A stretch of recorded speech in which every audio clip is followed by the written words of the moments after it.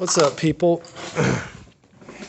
Here are the results for what is named Test Phys 1 on, that's what it says right there. This is the first test from the fall semester in 2021, and maybe you're doing this at a different time, or maybe you did poorly on it and you want to see the answers. Either way, or maybe I've made this into an ed puzzle and I've given it to you as homework. Either way, here we go. Draw a particle diagram of a ball coasting to a stop. Well, we make a line, and the ball is going to be getting the ball's going to be a little closer every time, because that's what it looks like when something stops, all right? Two cars race. One has a head start of 4.5 meters and a velocity of 2 meters per second. So if we look at that formula, the distance this thing would go would be equal to xi, which is initial velocity, 4.5 meters, plus vt, 2 meters per second. So we're going to call that 2 meters per second t. Okay, now this formula, y is equal to mx plus b. It's really the line formula. Okay, the other car has a velocity, its final distance has a velocity of 2.15 meters per second and starts at the same time. So its velocity is 2.15 meters per second for a certain amount of time. How long will it take the fastest car to catch the slow car? In other words, when will both of their distances be the same? So we're just going to take these formulas and set them equal to each other.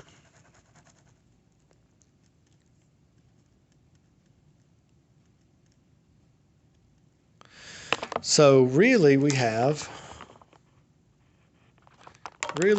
sorry about this thing moving around. Really we have 4.5 meters plus 2 meters per second t is equal to 2.15 meters per second t. I'm going to move 2 meters per second t over here and say minus 2 meters per second t. And that gives me 0.15 meters per second t is equal to 4.5 meters. We're going to divide this. 4.5 divided by 0.15, and that'll give us a t of 30 seconds. How far down the track will the crash occur? Well, you could insert this 30 seconds for the t in either one of these equations. I would look at the car. This car is going 2.15 meters per second for a certain amount of time. 2.15 meters per second times 30 seconds. And let's see here on a calculator. 2.15 times 30 equals 64.5 meters down the track. A ball is bounced from the ground. It is in the air for a total of 4.25 seconds. If we think about a ball being bounced, it goes up and it goes down. If the total time is 4.25 seconds, then that means it's falling for only half of that time. So we're just going to use half of 4.25. We're going to use 2.125. So this ball falls for 2.125 seconds. The first question was, how high is it? The shortcut formula, xf equals 1/2 at squared. How high was it? xf is equal to 1/2. We're on Earth, so the acceleration is 9.8 meters per second times 2.125 squared. An easy way to do that on the calculator is to do that first. The 2.125 squared times 9.8 times 0.5 equals 22.1 meters high. That's how high it was. And then how fast did it leave the ground?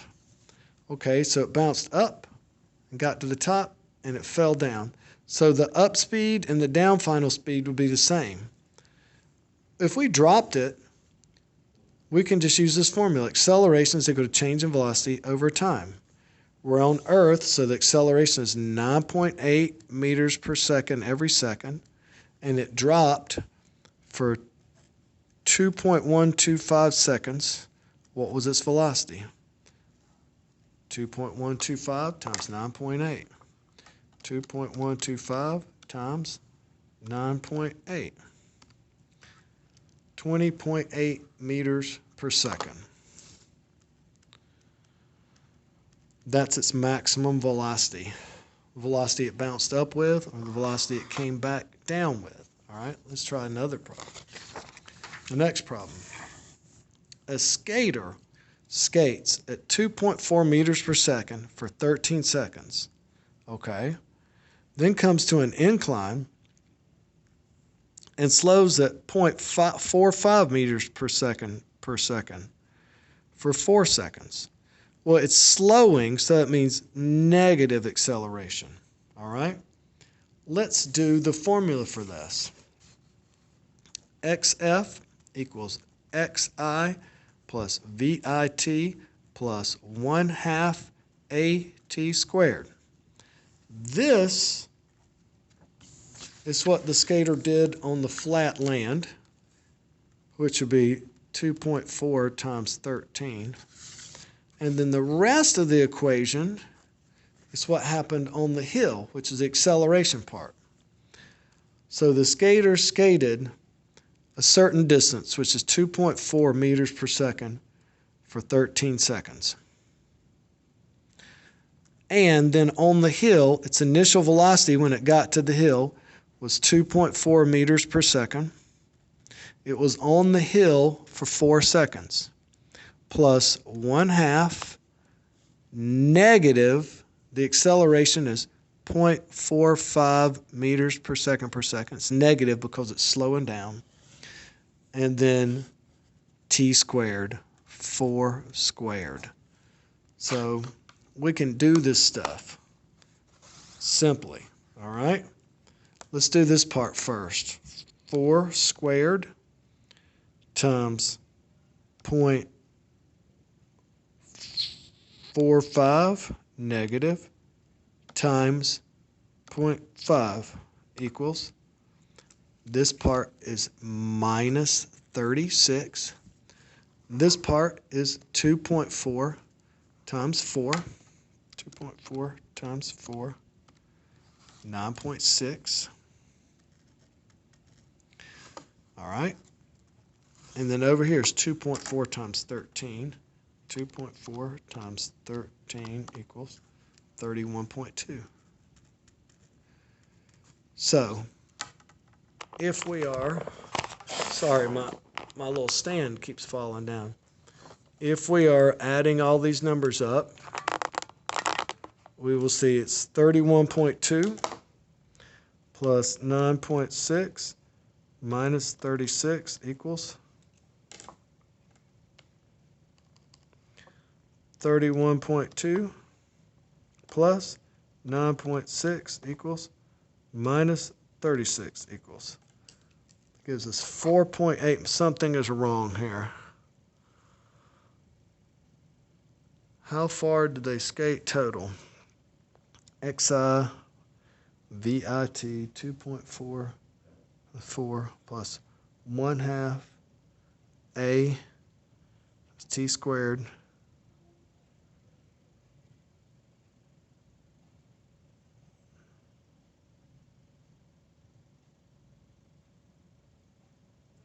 I feel like I've made a mistake here. That number doesn't look right. Let's get back to here. 4 squared times 0.45 times 0.5 equals, this is 3.6. Sorry about that. 31.2 minus 31.2 plus 9.6 minus 3.6. 37.2 meters. You probably caught on to that earlier than I did. Number 8. A ball rolls off a 34-meter high building at 3.4 meters per second. How far away from the building will it land? It's 34 meters high.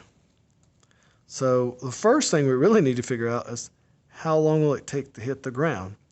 If something falls for 34 meters, we can use the shortcut formula. 34 is equal to 1/2 of 9.8 times t squared. Now we can solve for the time. 34 divided by 4.9 square root equals t. I'm sure you can figure that out from looking at that math. 34 divided by 4.9 equals square root. It's going to take it 2.63 seconds to hit the ground. And now it's traveling 3.4 meters per second that way. Now it keeps traveling this way at a constant speed as it falls, all right? So when we're talking about how far away does it land, that is a constant velocity problem because it's moving sideways. The velocity is equal to distance over time. It travels 3.4 meters per second for 2.63 seconds. That's going to equal our distance. So 3.4 times 2.63 equals 8.94 meters away. That's how far away it's going to land from the building. Okay. Solve with only 3 graphs. I love this. A ball rolls down a very long ramp. It started from the top and accelerated at 0.37 meters per second squared for 19 seconds. Acceleration is equal to 0.37. It does it for 19 seconds. So this is an acceleration over time graph. That line would be straight because the acceleration never changes. If it does it for 9 seconds, we can look at the area under the line. 19 seconds, look at the area under the line. 0.37 times 19. That's how you get the area of a square. That gives us 7.03. 7.03 is now our maximum velocity. If we look at a velocity over time graph, we know that the acceleration is steady. It happens for 19 seconds. So that's going to give us a straight line up to 7.03. Let's look at the area under this graph. That's going to give us the final distance. This is a triangle, so it's going to be 7.03 times 19 times 1/2 because it's a triangle. 1/2 base times height. That gives us 66.8 meters as the final distance. If we wanted to draw that, we could say XF, the total distance is 66.8. It took 19 seconds, and it accelerated at an even rate. And that's how it went. That's how the 3 graphs look. So we didn't even use any equations. We just drew graphs. How far does this object travel in 16 seconds? The area under the line on a velocity over time graph is just like this, is equal to the distance traveled. I would take this area and divide it up into these triangles. And then I'd make this one a big rectangle right here. And I'll make this a big old square right here. And make this a triangle right here. This triangle is 2 by 8, so it's got an area of 8. This triangle is 2 by 4, so it's got an area of 4. This triangle it goes from 2 to 10, so this one's 8 by 8. That's a square. That's 64. 8 times 8 is 64. And this one is 10 to 6 by 4. This one's 24. 24 plus 4 plus 64 plus 8 is 100 meters. That's how you do it.